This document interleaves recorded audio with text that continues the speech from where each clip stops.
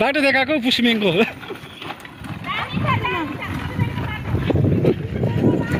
50 साल भइहाल्यो नेताले ढाँटेको अझ भन्ने गर्छ जिटिएमा टी गार्डन पर्दैन भने त्यही टी गार्डनतिर भोट माग्नु चाहिँ आउँछ। विमल गुरुङको टाइममा मलाई मेरो कानमा अहिले पनि गुन्जिन्छ। त्यो टाइममा सानै थिएँ म होइन। यो बाटो हिँड्दाखेरि चाहिँ मलाई कुखुरामा होला जस्तो भयो भनेर त्यो भनेको हुन्छ नि। बाटो छिटो बनाइन्छ नि कानमा गुन्जिन्छ अहिलेसम्म पनि हो। ओ बस नि कस्तो भयो बाइक स्कुटी कुदाउनु? कस्तो भन्नु अब साह्रो परेन हातहरू दुखिरहेको नि हौ उकालोमा। कति वर्ष भयो यो बाटो बनिन्छ भनेको चाहिँ? यो बाटो बनिन्छ भनेको त 10-12 वर्षदेखि अगाडिदेखि सुरु भएको नि। बनेको छैन, बनिन्छ होला यो पालि त अब 26मा चाहिँ बनिन्छ होला है। होला कुरा छ। सिधै त छोटो चाहिँ हेलमेट लगाएर आएको? म बजारबाट आएको भाइ। बजारबाट आएको? बजारबाट चाहिँ सिधा मरोमा निक्लेको भाइ। बाटो कस्तो लाग्छ यो पुसमेङ उडालो चाहिँ? पुसमेङको बाटोहरू त हेलमेट लगाउनै पर्छ कि। तिमी अहिले हेलमेट नलाएको कि जब हस्पिटल फेरि हामी लगाएर थाहा हुन्छ। है बस्दै गर आउँदैछु भाइ छोड्दै। भयो आउँदैछु बस्दै गर। अघि उकालो त भिडियो बनाउनु पर्दैछ है।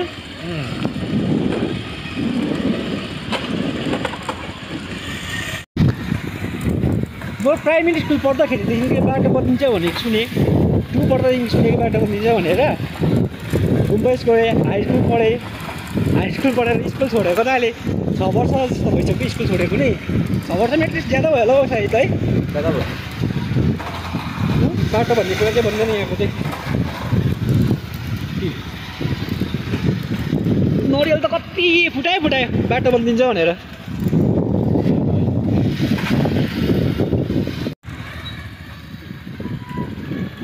बिमारहरू हुँदाखेरि यस्तो आफू हुन्छ बिमार हुँदाखेरि यहाँनिर।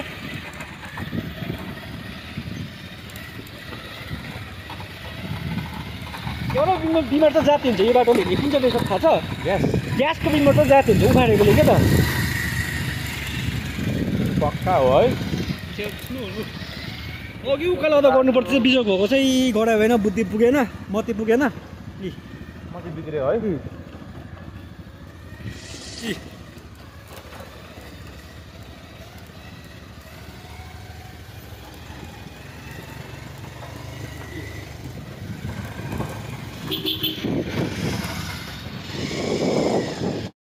बसन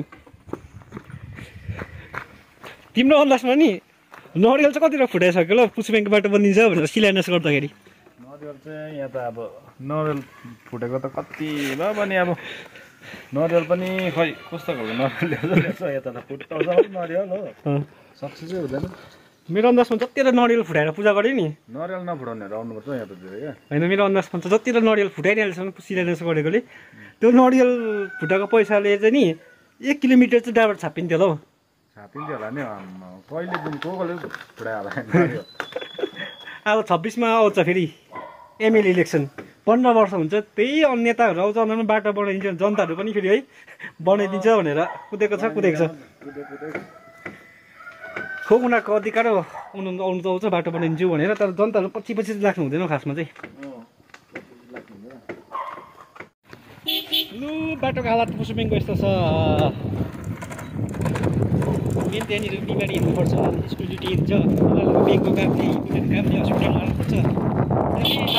साह्रो पर्छ बिमारी होला चाहिँ एकदमै खतम छ बाटो है। जुनै इलेक्सनमा पनि पुसमेङको बाटोको म्याप चाहिँ निस्किन्छ। लिस्ट पनि आउट भइसकेको हुन्छ। कामै गर्छु हुँदैन। बिल पनि पास हुन्छ होला है। एकपल्ट त तुङसुङदेखिको पुसमेङ सबै नै उस निस्किनुपर्छ के त मैदानमा निस्किन्छ। नो भोट मुखलाई खालि भन्छ नि इलेक्सन आउँदै बेलामा नो रोड नो भोट भन्छ नि। बाटो छैन भोट छैन भनेर साँच्चै नै उत्रिनुपर्छ के त।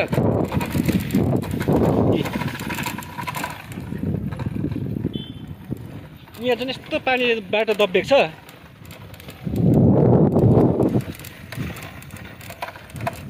अब यो बर्खा झरीमा चाहिँ बाटो नहिँडिसक्ने पनि हुन्छ। बाटोमा दबिँदैन रहेछ त्यो बाटो। पहिरो झर्छ यस्तो यो दबेर बनाएको हेर्नुहोस् बाटो दबिएको अघि उकालो आउँदा बनाउनु पर्दैछ मैले उकालो आउँदा याद भएन कि फेरि बस्ने भिडियो बनाउन भनेर हो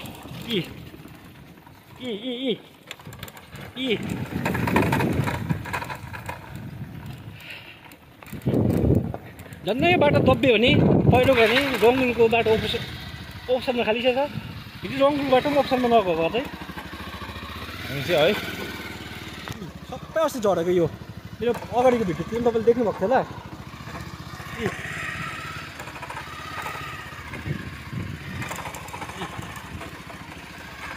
बर्खासम्म थाम्दैन नि भाइ बाटोले बनेन नकुदै बनेन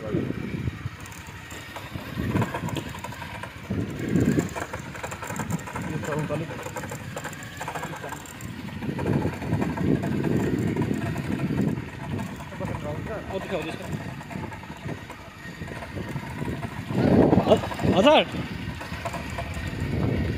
कुसुबेङको बाटो त कति हिँड्दैछ अरू के गर्नु र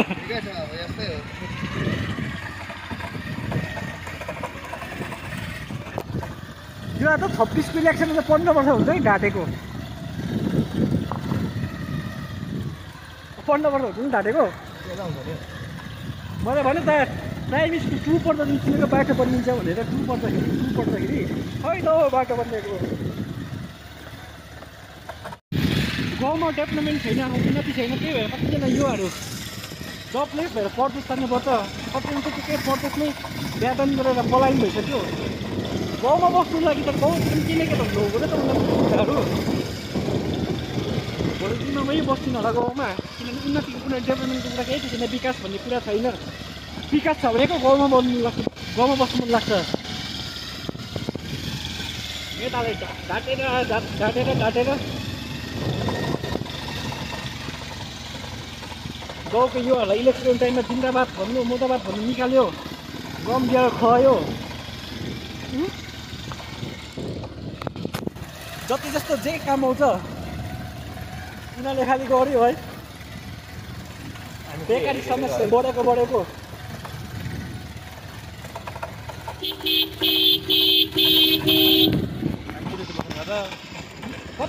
कतिजना यस्तो घटनाहरू देखेको छु कि मैले अब कतिजना पलाइनहरू कोही बाहिर जान्छ कोही परदेश जान्छ काम गर्नु होइन कतिजना जान्छ बो आमाको लासहरू भेट्दैन नि हौ त्यस्तै छ घटना भएको छ हाम्रो गाउँतिर पनि साथीहरू कतिजना फरेनमा थियो गाउँतिर केही डेभलपमेन्ट छैन त बाहिर जान्छ एकदम इन्जोय गर्नु त्यो पैसाले इन्जोय गर्नु त जाँदैन नि त घर बनाउँछु पैसा रुपियाँ कमाउँछु ब्याङ्क ब्यालेन्स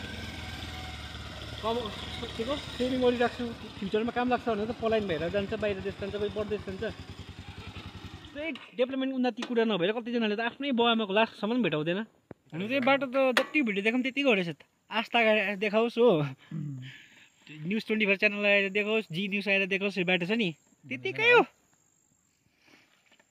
भने मात्रै है बरु भन्दै भिडियोमा नेगेटिभ कमेन्ट आउँछ होला हेर ल तैँले के उखाडेको छस् भिडियो देखाएर बनाउनु तैँले त्यो निस्किनु अगाडि फिल्डमा भने कमेन्टहरू आउँछ हो त्यतिकै हो बाटो त किन अगाडि किन भिडियो बनाउन अबि हो मेरो फोन कहाँ छ मेरो गोजीमा झारलाई झर्दैन झरेन त बनिँदैन नि अब फेरि झर्दैन आइफोन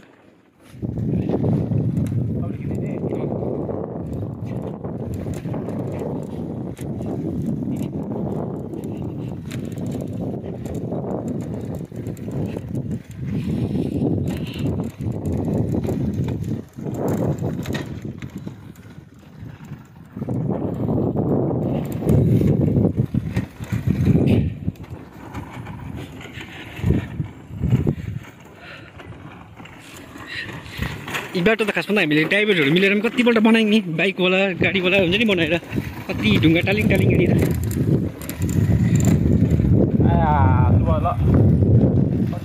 कति ढुङ्गाहरू पुरा सघायो हामीले कि हत्तु भयो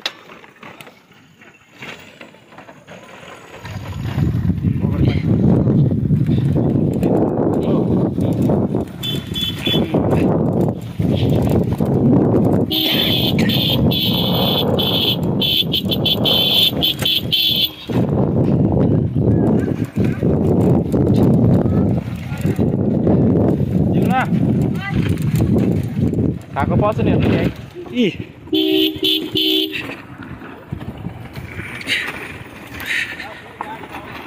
ए यस्तो यस्तो जग्गातिर बेला दुईटा गाडी झङ्को भेट हुन्छ ऊ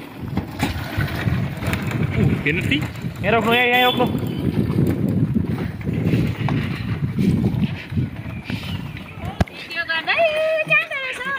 बाटो देखाएको पुसमेङको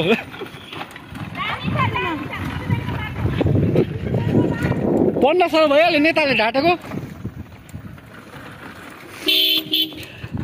फेरि खता माला लगाएर कौछ त हामीहरू पनि स्वागत गर्नु लागि रिस कुर्छ घरिघरि त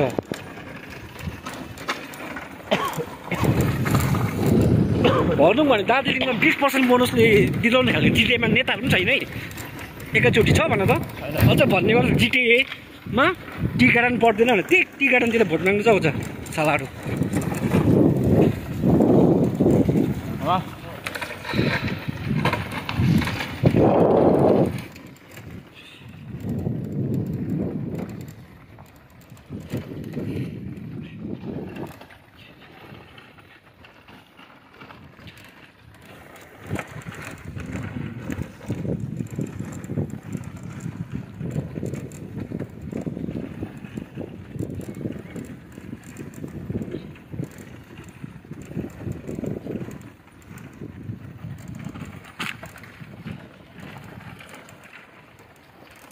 रोक्नु रोक्नु यहाँनिर एकछिन किन रोक्नु बिस बिस हात गल्यो होला बिचराको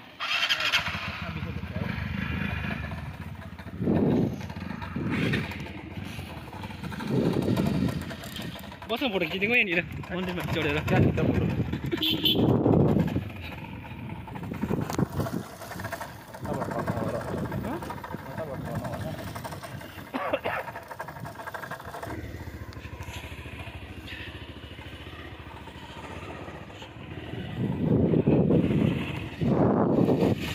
यहाँदेखि अलिकति अथवा यस्तो छ बाटो यहाँदेखि साह्रै राम्रो छैन तरै पनि अथवा यहाँदेखि चाहिँ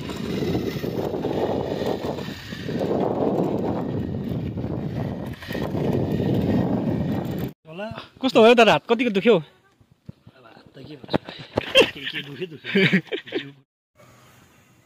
दादाले यो बाटो नबनेको कारण के लाग्छ पहिला त त्योभन्दा अगाडि म एउटा कुरा भन्छु कि बिमल गुरुङको टाइममा मलाई मेरो कानमा अहिले पनि गुन्जिन्छ त्यो टाइममा सानै थिएँ म होइन यो बाटो हिँड्दाखेरि चाहिँ मलाई कुखुरोमा होला जस्तो भयो भनेर त्यो भनेको हुन्छ नि बाटो छिटो बनाइन्छ नि कानमा गुन्जिन्छ अहिलेसम्म पनि हो अहिलेसम्म बनाएको छैन बिमल गुरुङबाट आयो विनय तामाङबाट आयो अनित थापा होइन अहिलेसम्म बाटो बनिएको छैन न तपाईँको डिपार्टमेन्टबाट बनिन्छ न तपाईँको सेन्ट्रल गभर्मेन्टबाट बनिन्छ न पिडिडब्ल्युएफ होइन न त्यो के आरडिएफ के भन्छ अरू होइन कसको चाहिँ अवहेलना गरेको कि हामीलाई यो अब बाटो भन्ने कुरा त जनताले बनाउन सक्दैन यो त अब जो अब सत्ताधारी पार्टीहरू छ जो अब एउटा दार्जिलिङको राजाहरू छ जसले अब नेतृत्वमा अब राम्रोसँगले होइन नेताहरू त अब छ नि धेरै तर पनि अब अहिलेसम्म अब यो बाटो चाहिँ अब सुन्दामा चाहिँ अब बाजे बोजूदेखि नै नबनेको भनेर सुन्न आउँछ है यो हाम्रो पुसमेङ टु तुङसुङको बाटो चाहिँ त्यही कारणले मेरो विचारमा चाहिँ अब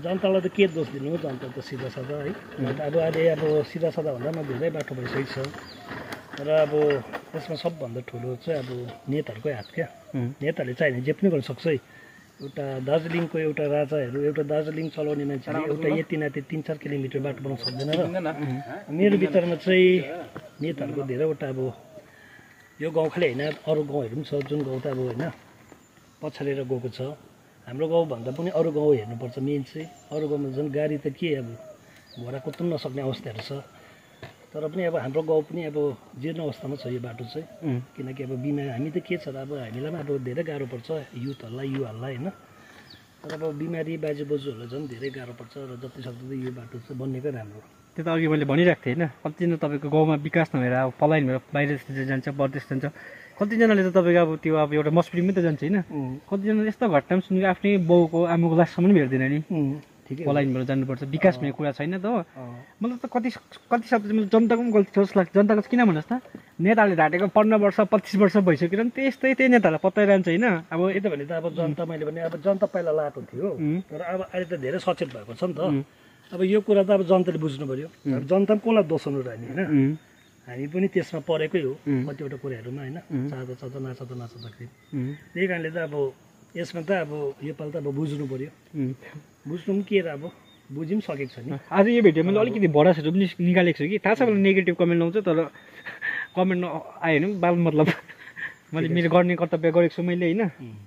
ल मैले कुनै पनि नेतालाई दसाएको होइन, कुनै पनि म त्यस्तो पोलिटिकल पार्टीलाई फलो पनि गर्दिनँ, कसै मेरो लागि भगाल पनि छैन कसैको मेरो लागि शैतान पनि छैन। म एउटा जनता हो र मैले चाहे भने जे पनि गर्नु सक्छु। जनता चाहिँ जागरुक हुनुपर्छ यस्तो कुरामा चाहिँ होइन। र आजको भिडियो चाहिँ यति नै, अरू त के भन्नु होइन। म एउटै भन्छु, जय श्रमिक।